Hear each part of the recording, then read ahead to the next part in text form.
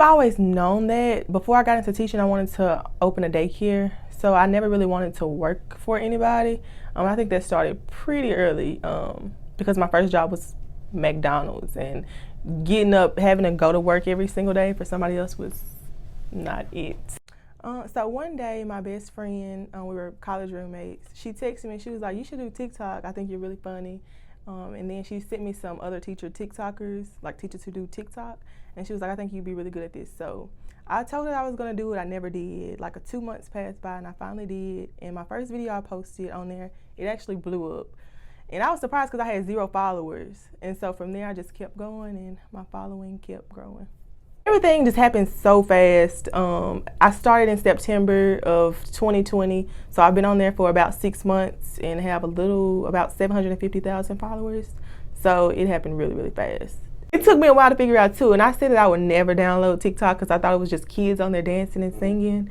But like I said, my friend made me one day, and so yeah, I kind of figured it out. Yeah. So the very first video that I did was like millennial teachers. So I was like, at the beginning of the video, I was rapping a song, and then when I got to work, I was all professional, like kind of like a code switching thing, and that's how it started. Well, that one video I posted, it went from 0. I went from 0 followers to like 5,000 in a day. But I think the biggest jump was when I did like a 911 dispatcher video. So I was pretending like I was a 911 dispatcher, and that video got like 1 million views in a day. And from there, I got like 200,000 followers from that one video. I think the hardest part is just coming up with new ideas on TikTok. Creating is really easy for me because, like I said, I've done YouTube for about 6-7 years now. So that part, shooting and editing, it doesn't take long. It maybe take about 10 minutes total to make the TikTok. So the toughest part is just creating new content and making sure that it's the stuff that my followers enjoy. So once you hit 10,000 followers, you can join the TikTok Creator Fund, which is basically every time you get views on your video, they will give you money. And then once you hit 100,000, you can apply for the TikTok Creator Marketplace, and that's where a lot of the money is.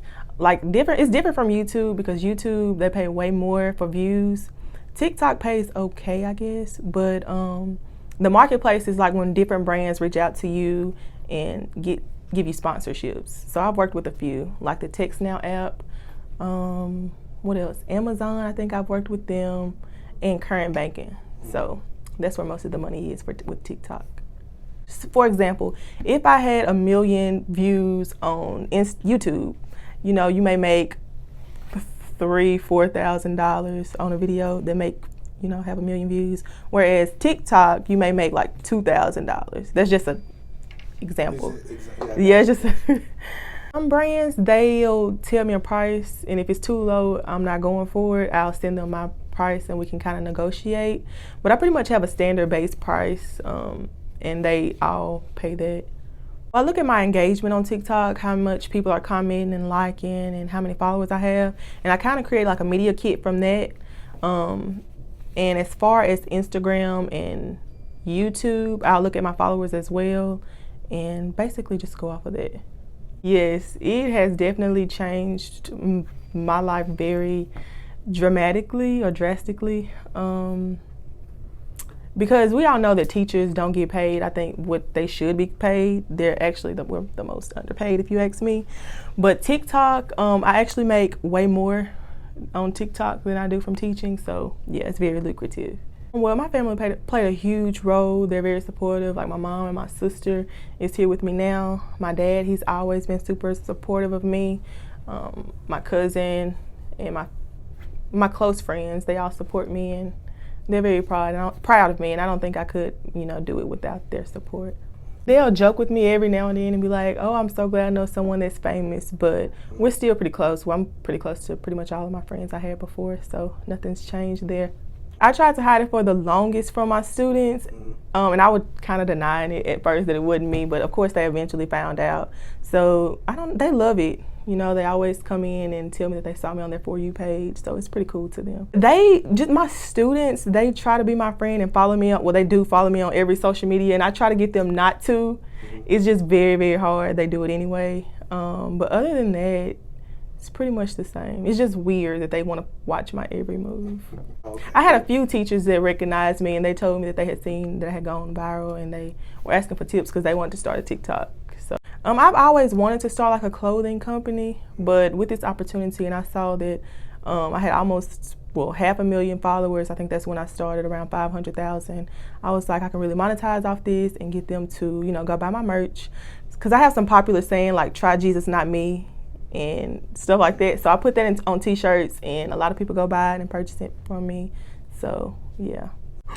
No, I was never really bullied because they know I don't play like that. And people on TikTok, they know because they ask me all the time if I'm like this in real life, and I'm the exact same on camera and off camera. Like, I don't put up with nobody crap. So I was never bullied. It was very cool. I love saying I'm from Mississippi. Every time somebody asks me, I'm a proud Mississippian. So I just feel like you can, I don't know why people feel like they can't succeed in their hometown, but I feel like I definitely can, and I have, and I want to stay here and just, help other people from here, and, so they know that you don't have to move away just to start doing something or to chase after your dreams or be successful.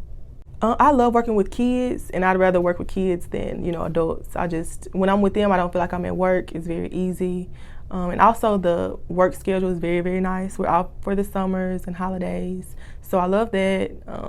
So that's kind of how I got into teaching. 6th through 8th grade. So they're around, I student taught in kindergarten, and I cried every single day. So I would definitely not be going back to elementary. I just I can't do a lot of little kids in the same room.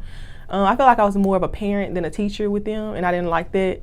So no, I would not be going to elementary. I actually taught high school before the pandemic got out. So I really, really enjoyed that. The 11th and 12th graders, I think they were my favorite because they were super, super motivated and did everything. I think they were just ready to get out of school. So we didn't have much problems out of them. But middle school is cool. They're weird, kind of like me. So I like them. I think it's kind of a downfall because they see things on social media, things that may not be as good or things that they shouldn't see, and I think it just creates more toxicity.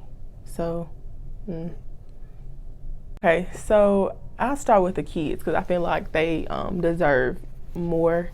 For example, you have people who are in prison and they get to eat food for free, and then you have students who have to pay for lunch, and if they don't have money to pay for lunch, then they can't eat. And that's something that I don't like with the education system, because kids out here who are trying to get an education and be better, they have to they have to pay for their food when we're giving and feeding killers and murderers and other people for free. Yeah, I don't know, I don't understand. Oh, I don't see myself retiring as a teacher. I see myself doing more entrepreneurship things, continuing to work on my business and doing YouTube and TikTok full time in the future. What's next? I think YouTube, because it is lucrative, and TikTok as well. Like, I could quit my job today and do TikTok full time. Just pursuing that, and then working with brands, getting sponsorships. That's what's next, social media. And I don't think a lot of people know that. Like, it's a lot of money in social media. In 5 years, I'll be 29. So I see myself, if not a millionaire, almost there. I think pretty close to that. So I manifest that, and just being healthy and at peace still. My biggest goal in life would be to be able to work for myself, not having to clock in in nobody's job, and creating a family of my own. Shout out to my mom, she's here with me. She has a YouTube channel as well, Life with Lynn. Shout out to my sister who's here with me as well. Okay. Thank you. Thank you. I don't know if I should say that. I used to like to fight. Well, not like to fight, but I used to. He looking like